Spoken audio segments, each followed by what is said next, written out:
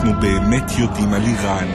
כלומר, מעבר לתמונות האימה המוכרות של קיצונים מטורפים, נשיא מרושע במיוחד, וגם פצצה אחת מאוד לא סימפטית.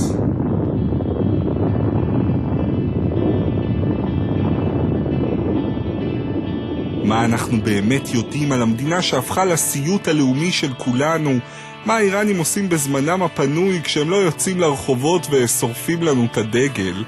אולי הכי מסקרן איך אנחנו, הישראלים, נראים מבעד לעיניים פרסיות. ولی خلاصه اینجا جای عجیبیه دیگه. یه ذره مثل ایران از یه نظر که بعد خیابوناش شبیه حالت ترافیکش واسه بخوام بهتره.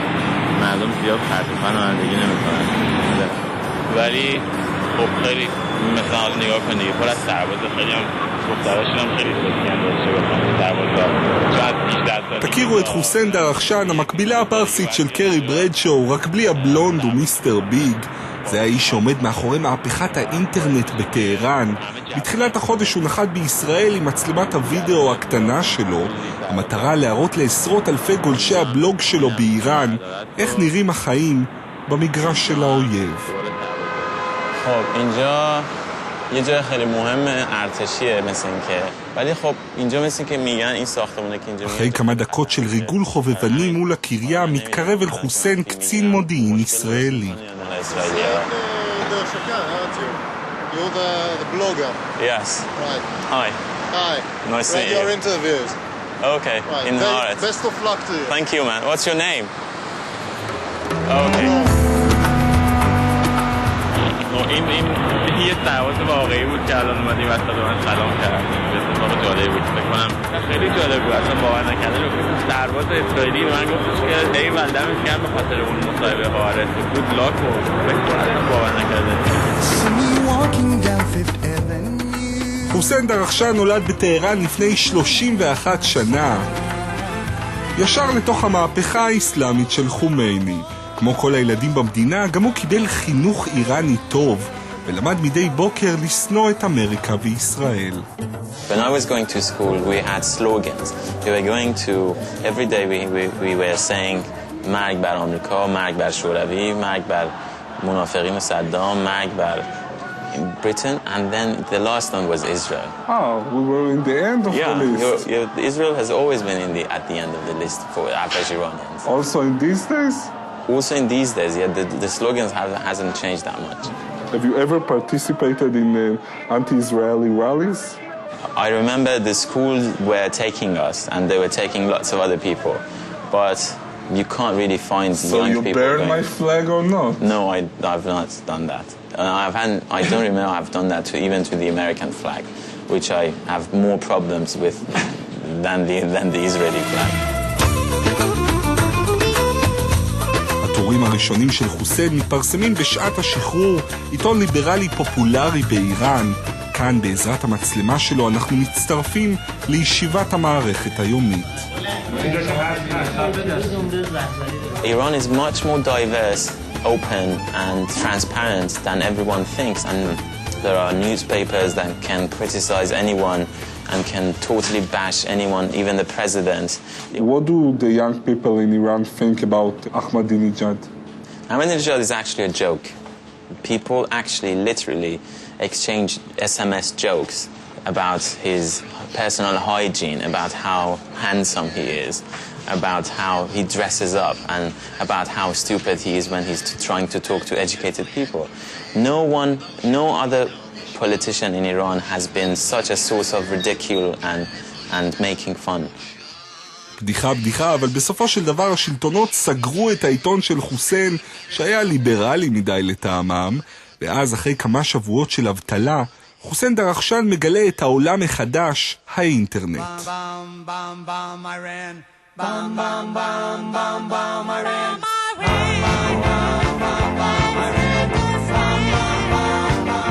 התופעה של הבלוגים באיראן התחילה אצל חוסיין.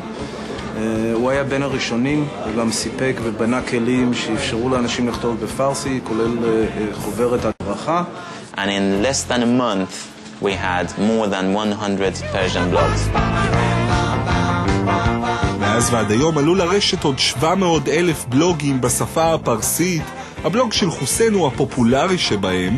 רק בשבוע האחרון נכנסו אליו למעלה מ100,000 גולשים, רובם צעירים כמו חוסיין שהתעייפו ממלחמות ופוליטיקה ורוצים פשוט לעשות קצת כיף.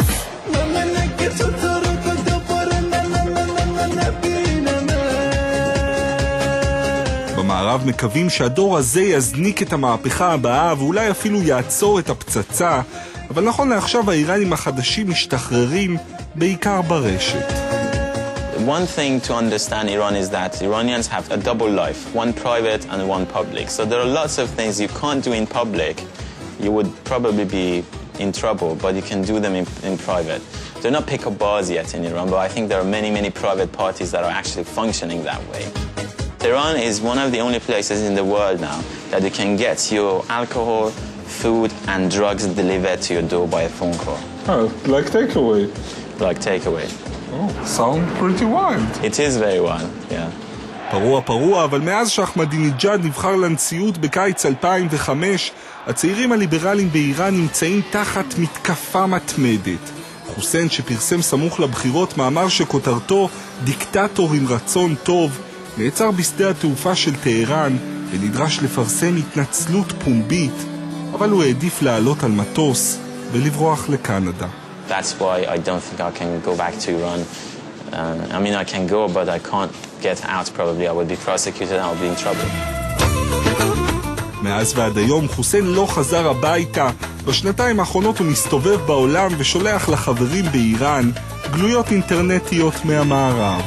باورم نمیشه خودشه یا کنین بعد از این همه وقت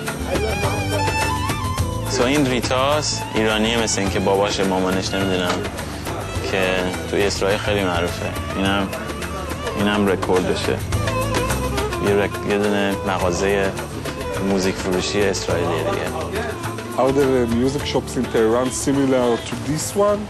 Yes, but with the limit of female vocals and some really American rock. So you can't listen to Madonna in Tehran? You can, but not legally. So how do you get a Madonna CD in Tehran? You're walking, for example, in public squares and if someone comes to you and say, I've got Western music, whatever you want. לאורך הראיון ננצים בנו מבטיו החשדניים של יוסי, איש הביטחון של החנות שלא יכול להתאפק. What's your name? Hussein. Hussein. Yes. They give you a visa to come. I mean, you are limited, or can you stay how long you want? No, I'm Canadian. Canadian. וכך באלגנטיות ישראלית, חוסיין עובר מראיון קליל על פופ לתחקיר ביטחוני קצר. You left Iran when you were a child? No, 5 years ago. 5 years ago. Yeah, I hope you're not a spy. Because I work in security, so I'm You more see everyone sensitive like a spy. Yeah, I see everything a little bit paranoia, you know. Yeah. So you have to be suspicious. You know, in the Torah you say, there is a saying who said, respect them but suspect them. You know, Yes. kabdeo v'chajdeo. Yeah, exactly. Okay. אז אחרי שנזכרנו שאנחנו במזרח התיכון, חזרנו לדבר על הדברים החשובים באמת. You have this totally underground scene in which Sex and the City, The Sopranos. Ah, Sex in the City, really? Yeah, because it's about women's empowerment and sexuality, and these are the things that are happening now. There is some sort of sex revolution going on in Iran among the young, really young people. Sex revolution? Oh, tell me about it.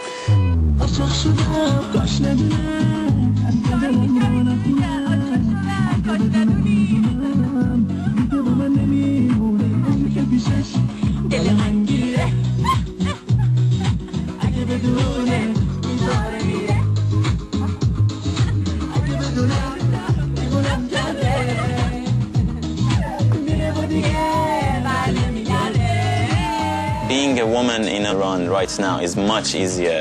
One of the things that, for example, has come in a package with this sex revolution has been the value of virginity. The virginity is not an important issue as it was in Iran, and so premarital sex is quite accepted among lots of the middle class. Even if they're religious, their parents know that, they know it, they try to hide it, they're accepting it.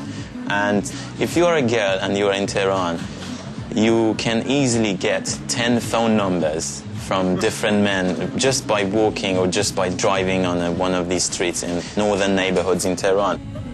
וזה כבר השלב הבא של מהפכת הסקס האיראנית. בסרטון הזה שמגיע מאתרי האינטרנט המחתרתיים הפופולריים ביותר, 4 חברות תופסות יוזמה ויוצאות לחפש ריגושים בעיר הגדולה טהרן.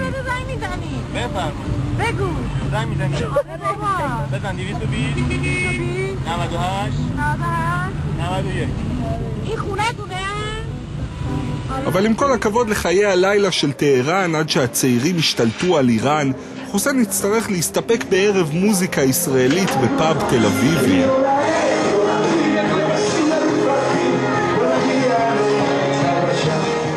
ואז כששלמה ארצי שר לנו על ארץ חדשה, חשבתי על זה שפתאום לשתות בירה עם בחור מטהרן נראה לי כמו הדבר הכי נורמלי בעולם. כנראה שככה מרגישים כשיוצאים לרקוד עם האויב.